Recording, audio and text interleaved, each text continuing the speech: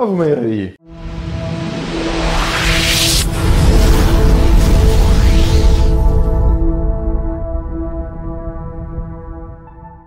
Voilà, donc comme je vous l'ai dit sur ma story Instagram, si vous l'avez regardé, je tenais à faire cette vidéo pour vous parler un petit peu de moi et de mon parcours, afin que vous sachiez pourquoi est-ce que je suis venu au fitness, pourquoi est-ce qu'aujourd'hui je suis passionné par ce monde, qui est le monde de l'entretien physique, de l'entretien également de sa santé, le monde d'un mode de vie sain, afin d'être dans un corps sain. Alors ça, ce sont des choses dont je parle notamment dans mon livre qui est disponible sur mon site. C'est quelque chose que je parle aussi d'ailleurs sur le site internet. Lorsque vous cliquez sur un article, sur la sidebar à droite, j'en parle là vraiment très sommairement. Et puis sinon, dans la rubrique à propos de mon site, j'en parle un tout petit peu plus en détail. Mais là, je vais le faire sous forme de vidéo, assez résumé pour que vous ayez une petite idée. Alors qui suis-je? Eh bien, je m'appelle Yann Rollin, j'ai 28 ans donc au moment où je fais cette vidéo. Et donc aujourd'hui, voilà, je suis un sportif, donc je pratique actuellement la musculation, un petit peu tout ce qu'on va appeler le cardio training. Et avant cela, j'ai fait beaucoup de karaté, j'ai fait à peu près 8 ans de karaté cumulé.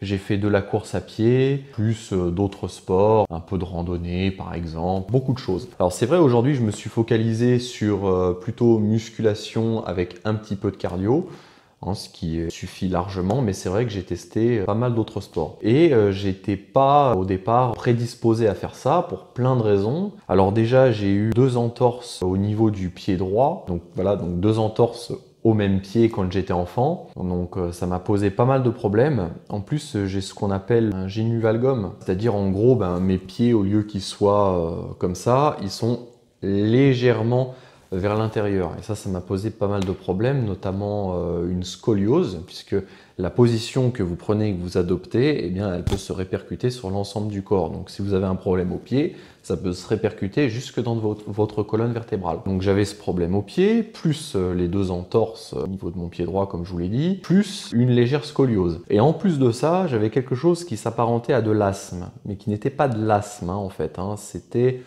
ce qu'on appelle une hyperréactivité bronchique. En gros, ça revient à peu près au même que de l'asthme version légère. Voilà, c'est-à-dire que j'ai jamais fait de grosses crises d'asthme, mais j'avais une capacité pulmonaire qui était très limitée.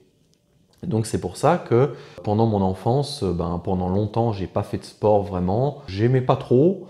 Alors c'est vrai que j'en ai toujours un peu fait quand même l'été, notamment avec mon cousin et puis d'autres, mais bon, c'était quand même pas trop mon truc. Mais l'été ça passait parce que c'était quand même sous forme de jeu. Après, bon, il y a eu tout ce qui est cours de PS à l'école, et là c'était vraiment pas une partie de plaisir parce que bon voilà, j'étais pas sportif, du coup j'avais souvent des notes un peu merdiques, passez-moi l'expression. Et puis quand il s'agissait de pratiquer des sports collectifs, c'était pas terrible non plus, pour la simple et bonne raison que j'avais en plus de ça des problèmes d'adresse. Et mes problèmes d'adresse faisaient que si on me passait un ballon, une fois sur 3 je l'échappais ou des trucs comme ça. Du coup, ça le faisait pas, ça m'aidait pas à être vraiment intégré dans l'équipe. Et du coup, ce qui se passait, c'est que les 3/4 du temps, vous savez, les profs de PS, ce qu'ils aimaient bien faire, c'est choisir 2 élèves, alors généralement les meilleurs en sport, et puis ils disaient, voilà, vous allez être capitaine de vos équipes, il y a les jaunes, les sans maillot, les je sais pas quoi, bon bref, et puis chaque capitaine fait ses équipes. Du coup, j'étais régulièrement choisi dans les derniers dans les équipes, donc bon, c'est un peu humiliant, mais bon, je m'y étais fait, c'était pas, voilà.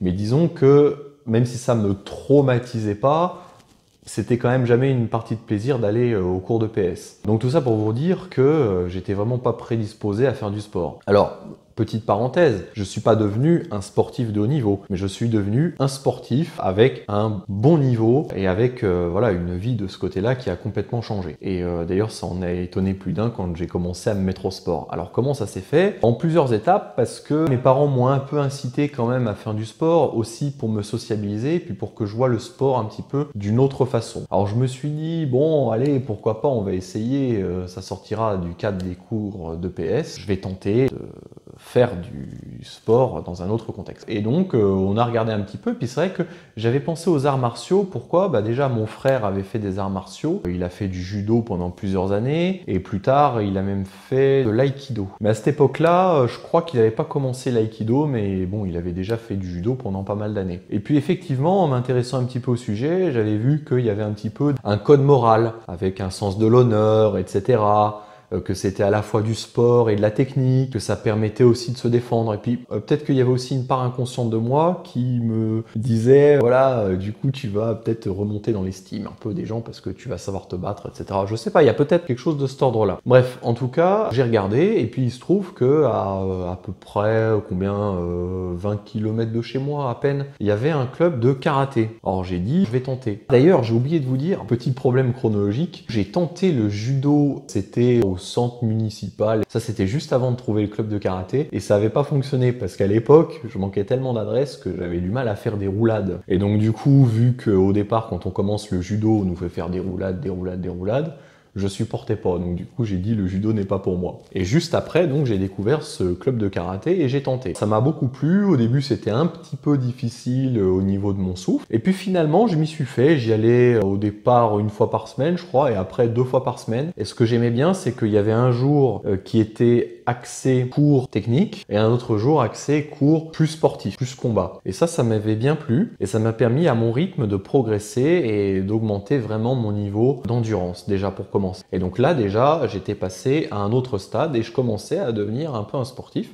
Et ça m'a beaucoup aidé dans les autres sports. J'ai pris confiance et puis j'ai vraiment augmenté mes capacités physiques. Par la suite, je trouvais que je manquais un petit peu de force dans les bras. Je voyais que des fois je me sentais un peu mollasson, quoi. Donc ça, j'en ai parlé. Et puis mon père, il m'a dit, tu sais, t'as qu'à essayer de faire des pompes. Tu sais que si déjà tu commences à faire des pompes un peu tous les jours comme ça pour commencer, tu verras que déjà ça va changer. Alors je me suis dit, bon, ça va pas énormément me fatiguer parce que je vais faire des pompes pendant, je sais pas, même pas 5 minutes par jour au départ, et puis on verra bien, je vais tester. Alors, qu'est-ce que j'ai fait? J'ai commencé et puis j'ai vu que j'ai réussi à en faire pas mal, je sais plus, 10, 20, je sais plus trop, dès la première fois, et je me suis dit, ouais, finalement, en fait, je suis pas si faible que ça. Et puis, donc, j'ai commencé à entrer dans cette petite routine et j'ai rapidement progressé. Je devenais de plus en plus fort et puis je commençais à me muscler un peu, quoi. Je commençais à avoir des triceps et tout. Je me disais, oh là là, mais c'est quoi ce muscle-là? Et ça m'étonnait un peu et puis j'ai commencé à y prendre goût. Alors, je me suis renseigné sur Internet et puis j'ai commencé à voir qu'il fallait également accorder de l'importance à la nutrition. Donc, il y avait plein de choses à apprendre. Alors, ça m'a pris longtemps, hein. Ça m'a pris des mois à me renseigner. Après, j'ai vu que il y avait des méthodes d'entraînement, que les pompes c'était bien, mais au bout d'un moment, il fallait passer à autre chose. Donc j'ai commencé à utiliser une méthode sans matériel et puis j'ai vu qu'on pouvait vraiment progresser en musculation sans utiliser de matériel. Voilà. Après, il y a une période un peu de plateau où je ne progressais plus. J'ai commencé à m'intéresser aux charges additionnelles, aux machines, et j'ai encore progressé, etc., etc.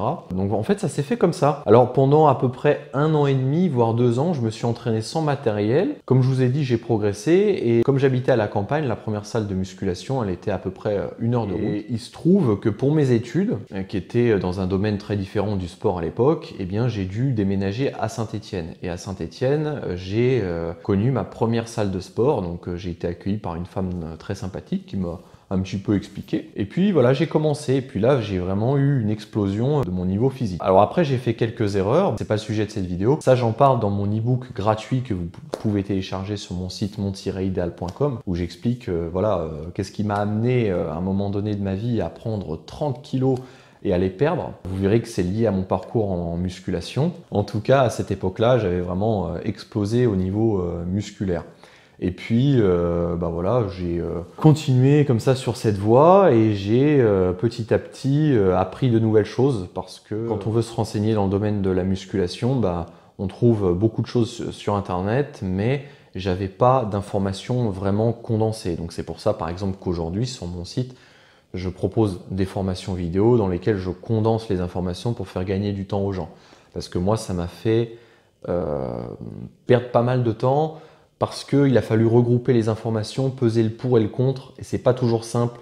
Il y a pas mal de contradictions sur les sites internet, sur certains sites internet du moins. Et j'ai dû aussi comparer la théorie à mon expérience personnelle. Donc j'ai vu qu'il y avait beaucoup de choses qui se vérifiaient en pratique et il y avait d'autres choses qui se vérifiaient moins. Et j'ai vu que la musculation, elle se pratiquait pas en laboratoire, quoi. C'est comme ça que j'ai commencé à pratiquer des sports, donc le karaté, puis la musculation, etc. Et ce parcours-là m'a amené vraiment à un changement de vie. Et en fait, je fais cette vidéo pour vous montrer que c'est pas parce que actuellement vous n'êtes pas sportif, ou vous êtes tout maigre, ou vous êtes vraiment grassouillet, que c'est une fatalité. Vous pouvez changer, je veux dire, les cartes, elles se redistribuent à des moments de votre vie, quoi. C'est pas parce que vous êtes comme ça maintenant que vous le serez toujours. Je vais vous dire, moi, les camarades de classe que j'avais à l'époque, s'ils avaient imaginé un jour que je serais prof de sport, ils se seraient dit, mais t'es malade, n'importe quoi, ils se seraient foutus de ma gueule. Donc, vous pouvez vraiment changer, et ça, quel que soit votre âge. Donc, ne vous découragez pas. Sachez qu'on a des parcours un peu semblables. Moi, personnellement, je connais personne qui, d'un coup, à la naissance, avait des prédispositions formidables pour le sport et qui a jamais eu de problème. Voilà, que ce soit, je sais pas, ou d'endurance, ou de poids, ou de je ne sais quoi. Donc, le corps a des capacités d'adaptation qui sont vraiment fantastiques et vous pouvez réellement vous développer considérablement physiquement. Et donc personnellement, moi, ça a été mon cas. Bon, vous voyez, je suis pas un énorme Golgoth ultra bodybuildé, mais voilà, j'ai quand même un certain niveau physique, j'ai quand même des muscles, j'ai perdu beaucoup de graisse, comme je l'explique dans mon e-book gratuit. Et vraiment, je fais cette vidéo pour vous inspirer, pour vous montrer qu'on peut vraiment changer. Gardez courage, tout se fait dans la tête, vraiment. Alors il y a une partie qui se fait bien sûr physiquement, etc. Mais la base, elle part de la tête. Parce que si vous vous persuadez que vous allez rester dans votre condition actuelle, que vous n'appréciez pas, eh bien, ça sera le cas. Moi, il y a une expression que j'adore qui dit « il y a ceux qui croient que c'est impossible et il y a ceux qui croient que c'est possible ». En fait, les deux ont raison. En fait, si vous vous persuadez que c'est mort, c'est mort.